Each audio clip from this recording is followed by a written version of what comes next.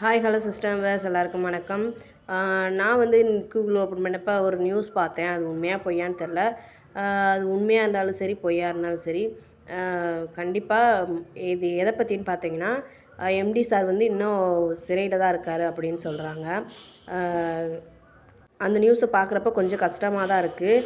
ஆனால் அது உண்மையாக இருக்குமா என்னன்னு தெரியல. கண்டிப்பாக வந்து எப்படினாலும் அவர் கடவுள் புண்ணியத்தில் வெளியே வந்து மறுபடியும் பழைய நிலைமைக்கு இதை ரன் பண்ணிக்கிட்டு வந்து வரணும் அப்படின்னு நான் மட்டும் இல்லை, எல்லாருமே எதிர்பார்க்குற ஒன்று.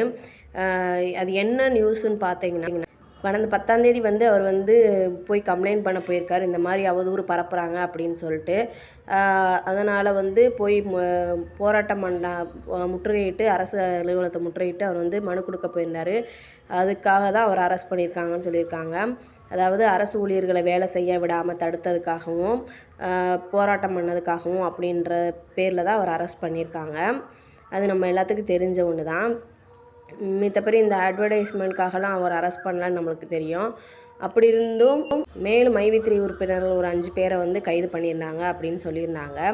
அப்புறம் வந்து என்னென்னு பார்த்தீங்கன்னா, அவரை வந்து காவலில் எடுத்தவங்க வந்து மனு தாக்கல் செஞ்சு அவரை வந்து விசாரிக்கணும் அப்படின்னு சொல்லிட்டு 4வது குற்றவியல் நீதிமன்றத்தில் வந்து மனு தாக்கல் செஞ்சு அவரை வந்து விசாரிக்கணும்னு சொல்லியிருந்தாங்களாமா. நான் கேள்விப்பட்டு நான் படித்து பார்த்த நியூஸு தான் இது. அதன்படி அவங்க என்ன பண்ணாங்கன்னாமா, நேற்று மதியத்துலேருந்து இன்றைக்கி மதியத்து வரைக்கும் எம்டி சாரை விசாரிச்சிருக்காங்க, விசாரணைக்கு படுத்தியிருக்காங்க அப்படின்னு சொல்லியிருக்காங்க. விசாரித்து முடித்தோடனே மறுபடியும் அவரை கொண்டு போய் மத்திய சிறைச்சாலை, கோவை மத்திய சிறைச்சாலையில் வந்து இருக்கார் அப்படின்னு சொல்கிறாங்க. இது உண்மையான தகவலா பொய்யான தகவலான்னு தெரியலை.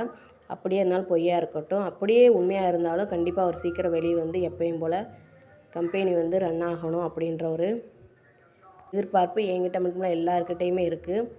மேலும் நிறைய நியூஸ் எல்லாம் அதாவது நம்மளுக்கு வந்து பயமுடுத்துகிற மாதிரியும் நம்மளை வந்து கஷ்டப்படுத்துகிற மாதிரியுமே தான் வந்துக்கிட்டு இருக்குது.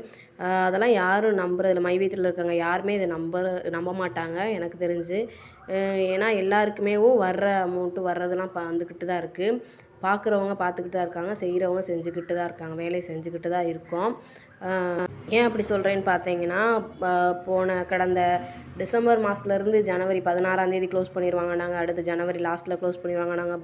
பிப்ரவரியில் இழுத்து மூடிடுவேன்னு சொன்னாங்க. மைவித்திரி அவ்வளோதான் க்ளோஸ் ஆகிடுச்சுன்னு சொன்னாங்க. ஸோ இப்போ வரைக்கும் அது வந்து போய்கிட்டு தான் இருக்குது. இனிமேலும் ரன் ஆகுன்ற நம்பிக்கை எல்லாருக்குமே இருக்குது.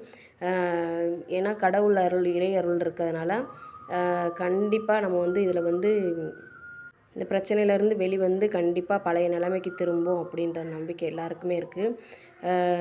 எம்டி சார் வெளியே வந்து பழையபடி அவர் வந்து அவரோட ஸ்பீச் கொடுக்கணும் அப்படின்ற ஒரு எண்ணம் இருக்குது. இதில் ஏதாவது தப்பாக இருந்துச்சுன்னா forgive and forget me.